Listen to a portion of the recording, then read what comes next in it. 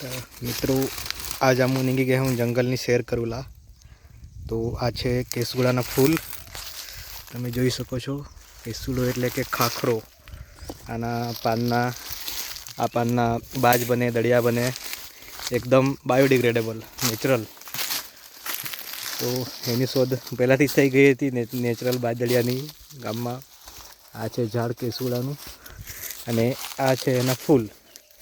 ये तेना फूला ये वाँचता नहीं पण जरा मला पीपीरे बनावता बेस नहीं आवड़े ने होळीना दिवसोमां आनो उपयोग करवामां आवे छे अने आने पाणीमां नाखीने पाणीथी लोको नहाय पण छे।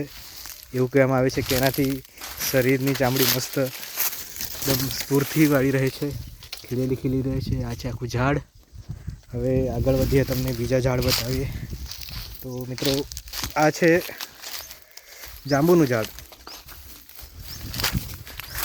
हजू नानुं ज छे, जांबू लागवानी वार छे पण तमे जो आना पान तोड़शो अने आम सूंघावी जोशो तो जांबूनी सुगंध आवशे। आ तेजसभाईए पण घणा बधा केसुडाना फूला तोड़ी लीधा छे। दाखवाय वाला हाँ एम मस्त फूला ने आ छे नदी। हालमां पाणी सुकाई गयुं छे। फेब्रुआरी महीनो चालू थई गयो छे एटले पाणी पूरुं थई जाय छे ए टाइमे। अने आ एक एवी वनस्पति छे नाम नथी खबर पण नदीना विस्तारमां ज उगे छे अने एकदम पेलुं गार्डनमां अमुक आपड़ा झाड़ होय छे छोड़वा आवेला ए टाइपनुं देखाय छे। खूब सुंदर अहींया देखाई रह्युं छे। अने आ छे एक छोड़ मित्रों। अमारी भाषामां आने बुरांडो कहीए पण तमारी भाषामां शुं कहे ते कहेजो। आनो उपयोग उबाडियुं बनाववामां, कवरिंग करवामां थाय छे, માટલામાં નાખવામાં।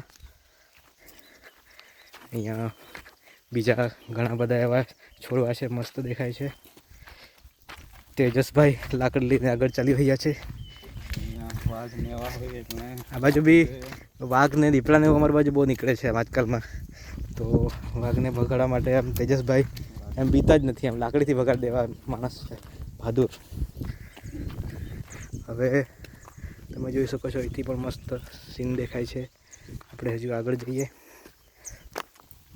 અને આ છે નદીમાં કૂવો।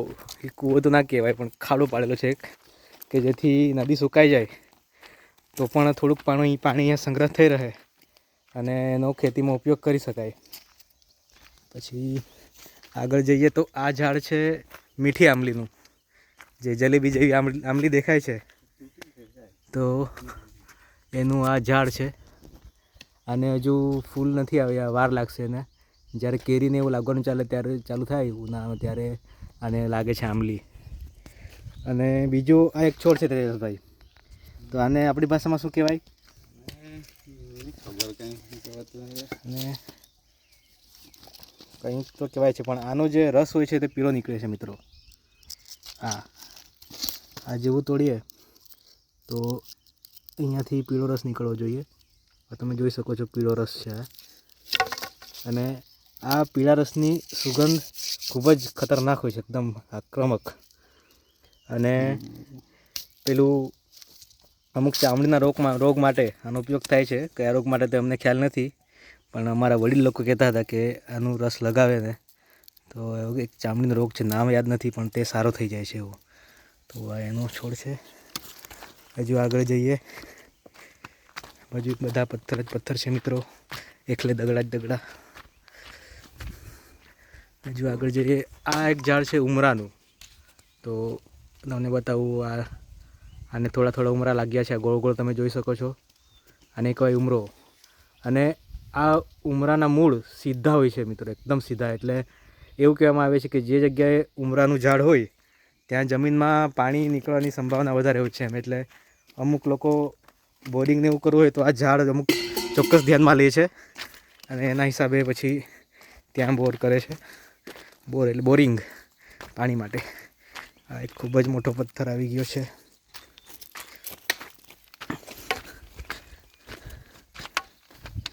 આગળ અહીંયા થોડું થોડું પાણી વધ્યું છે અને જો મિત્રો અમને શું મળી આવ્યું, કેકડનું કવર, કરચલાનું ઉપરનું શિલ્ડ। તમને બતાવું મેં તો કરચલો તો મરી ગયો લાગે છે મિત્રો, પણ એનું જે આ સીલ્ડ છે તે અહીંયા મળી આવ્યું છે. જેવી રીતે કાચબાને ઉપરથી પેલું લેયર હોય છે તેવું આ કરચલાનું છે. કરચલાને અમારી ભાષામાં કેંકળ કહેવામાં આવે છે. અને જાત જાતના કરચલા હોય છે, કાળા કરચલા, સફેદ કરચલા. અને લોકો કહે છે કે આનો રસો બહુ મસ્ત લાગે, એમ કે કરચલાનો દખ્ખો. તો મારા અમુક મિત્રોએ ખાઈ પણ છે.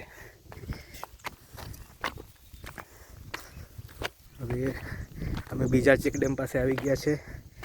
આ ફરી પહેલાં પીળા રસવાળા છોડવા આવી ગયા છે, જંગલી વનસ્પતિ. અને જ્યાં જુઓ ત્યાં આવી ગંદકી તો જોવા જ મળે મિત્રો. આવી કુદરતી જગ્યામાં પણ પ્લાસ્ટિકની બોટલો દૂરથી ધોઈને આવી જાય છે.